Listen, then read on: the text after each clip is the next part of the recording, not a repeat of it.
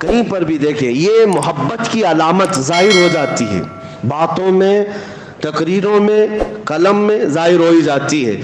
دعا جب بندہ کرتا ہے تو کیا دعا کرتا ہے؟ دعا میں اپنے کیا کیا عزیز و اقارب کے لیے مانگتا ہے، رشتوں کے لیے مانگتا ہے، اپنی دنیا کے لیے مانگتا ہے۔ دعائیں یہی ہوتی ہیں۔ اعلیٰ حضرت کی دعائیں پڑھو، اعلیٰ حضرت دعائیں کیا کرتے تھے؟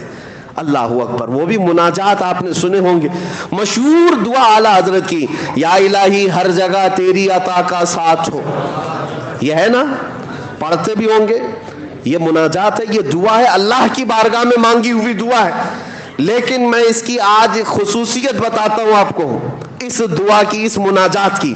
پوری دعا اٹھا لینا آپ، جتنے اشعار ہیں اس کے اندر، پہلے مصرے میں اللہ سے طلب، اللہ سے مانگ رہے ہیں، اور دوسرا مصرع جو بھی آئے گا اس میں، اس حمد میں، وہ صرف اور صرف رسول اللہ کو مانگا گیا ہے۔ حضور کے تذکرے کے علاوہ کچھ بھی نہیں مانگا اعلیٰ حضرت نے۔ اب میں پڑھ کے سناتا ہوں، دیکھو آپ کیا مانگتے ہیں دعا میں بھی۔ یا الہی ہر جگہ تیری عطا کا ساتھ ہو، جب پڑے مشکل شہ مشکل کشا کا ساتھ ہو۔ دنیا میں کچھ نہیں مانگا، جب مشکل آئے تو اے اللہ مشکل کشا رسول کا ساتھ ہو۔ اور پھر آخری وقت آئے، یا الہی، یا الہی جب زبانیں باہر آئیں پیاس سے، یہ قیامت کا منظر ہے۔ یا الہی جب زبانیں باہر آئیں پیاس سے، کیا ہونا چاہیے؟ پھر کہتے ہیں صاحب کوثر شہ جود و سخا کا ساتھ ہو، رسول کا ساتھ۔ یا الہی گرمی محشر سے جب بھڑکے بدن، دامن محبوب کی ٹھنڈی ہوا کا ساتھ ہو۔ ہر دعا میں دیکھو رسول کا تذکرہ۔ اور پھر نزا کا وقت آئے تو کیا ہونا چاہیے؟ یا الہی بھول جاؤں نزا کی تکلیف کو۔ کیسے؟ اے اللہ کسی فرشتے کو بھیج دینا، تکلیف آسان کر دینا، نہیں، کیسے تکلیف دور ہو؟ یا الہی بھول جاؤں نزا کی تکلیف کو، شادی دیدار حسن مصطفیٰ کا ساتھ۔ حسن مصطفیٰ میرے سامنے آ جائے اور میں نزا کی تکلیف بھول جاؤں۔ مانگتے ہیں اللہ کی بارگاہ میں تو رسول پاک کا ہی صدقہ۔ اور اتنا ہی نہیں، یا الہی جب چلوں تاریک راہ پل صراط، آفتاب ہاشمی نور الہدا کا ساتھ ہو۔ یعنی پل صراط پر بھی چلنے کے وقت اعلیٰ حضرت جو مانگ رہے ہیں وہ آفتاب ہاشمی نور الہدا رسول اللہ کا ساتھ ہو۔ یا الہی جب سر شمشیر پر چلنا پڑے، سر شمشیر کس کو کہتے ہیں؟ تلوار سے زیادہ تیز باریک راستہ ہے، اس وقت جب کٹھنائیں ہوں گی، مشکلیں ہوں گی، اعلیٰ حضرت کہتے ہیں یا الہی جب سر شمشیر پر چلنا پڑے، رب سلم کہنے والے غم زدہ کا ساتھ ہو۔ وہ بھی رسول پاک ہی ہیں، رسول پاک ہی ہیں ہر مصرے میں۔ یہاں تک کہ جب آپ نے اپنی مناجات کو ختم کیا، آخری شعر لکھنے پر آئے، کہتے ہیں یا الہی جب رضا خواب گراں سے سر اٹھائے۔ خواب گراں کس کو کہتے ہیں؟ لمبی نیند سو کر، موت کی نیند کو خواب گراں کہتے ہیں۔ جب رضا لمبی نیند سو کر اپنی قبر سے اٹھنے والا ہو، دعا تو یہی ہونا چاہیے کہ مولا میری نمازیں سب ساتھ رہیں، حج بھی ساتھ رہے، زکوٰۃ بھی ساتھ ہو، میری تصنیفی کام بھی سب ساتھ میں رہے میرے، تاکہ میرے اعمال میں بھاری ہو جائے پلے میں۔ اعلیٰ حضرت کی دعا یہ نہیں ہے کہ میرے سارے اعمال ساتھ رہے، کہتے یا الہی جب رضا خواب گراں سے سر اٹھائے، دولت بیدار عشق مصطفیٰ کا ساتھ۔ اگر کچھ رہے ہمارے پاس اس وقت مولا عشق مصطفیٰ ساتھ ہو۔ یعنی ہر جگہ جب رسول کا تذکرہ آئے تو یہ محبت کی علامت سمجھو۔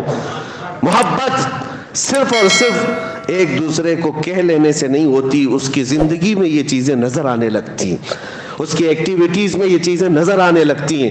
بیٹھتے اٹھتے وہ میرے مصطفیٰ کو یاد کرتا ہے، ان کی اداؤں پر عمل کرنے لگ جاتا ہے۔ اور جب رسول پاک صلی اللہ علیہ وسلم کی محبت دل میں رچ بس جائے، حال تو یہ ہوتا ہے کہ اسے ہر چیز میں جلوہ محبوب ہی نظر آتا ہے۔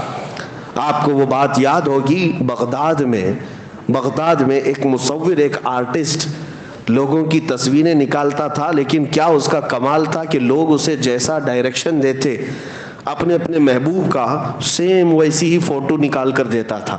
اس کا کمال تھا، اس زمانے میں کوئی پرنٹنگ پریس یا کیمرہ یا اسکینر نہیں تھا، لیکن ہاتھ سے نکالتا تھا۔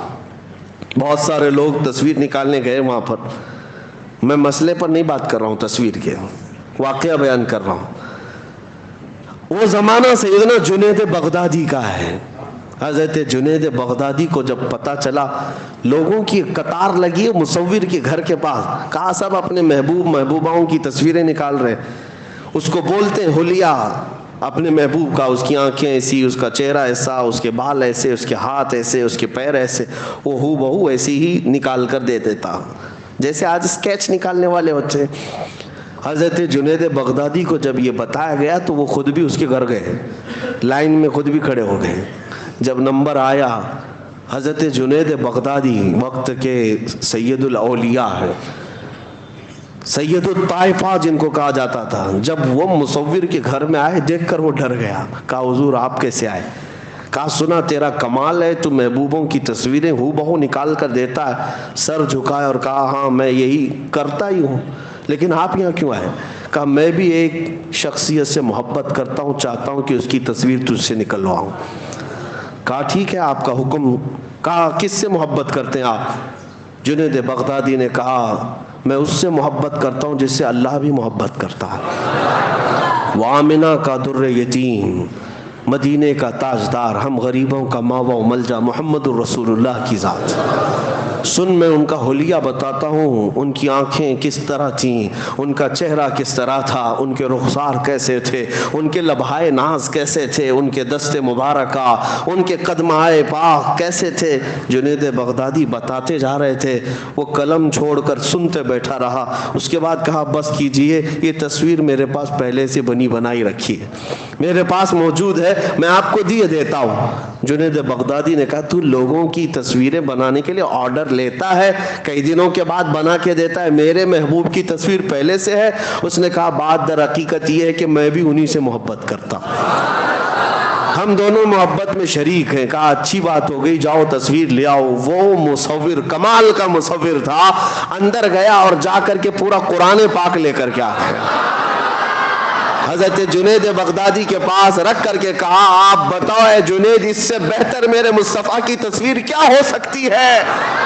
جب مجھے میرے نبی کو پڑھنا ہوتا ہے میں پڑھتا ہوں چہرے پاک کا تذکرہ, والضحیٰ واللیل اذا سجا. جب زلفوں کی بات آتی ہے تو میں پڑھتا ہوں واللیل اذا یغشا. جب ہاتھوں کی بات آتی ہے تو میں پڑھتا ہوں وما رمیت اذ رمیت. جب قدموں کی بات آتی ہے تو میں پڑھتا ہوں لا اقسم بہذا البلد. جب سینے کی بات آتی ہے تو میں پڑھتا ہوں الم نشرح لک صدرک. آنکھوں کی بات آتی ہے تو میں پڑھتا ہوں ما زاغ البصر وما طغى. جب باتوں کی بات آتی ہے تو میں کہتا ہوں وما ينطق عن الهوى ان هو الا وحی یوحى. اسی کو علامہ نظمی میاں رحمۃ اللہ علیہ نے فرمایا تھا, آغاز سے اخیر تک قرآن ہے نعت مصطفیٰ, محبوب کے بیان کا کیسا انوکھا ڈھنگ ہے.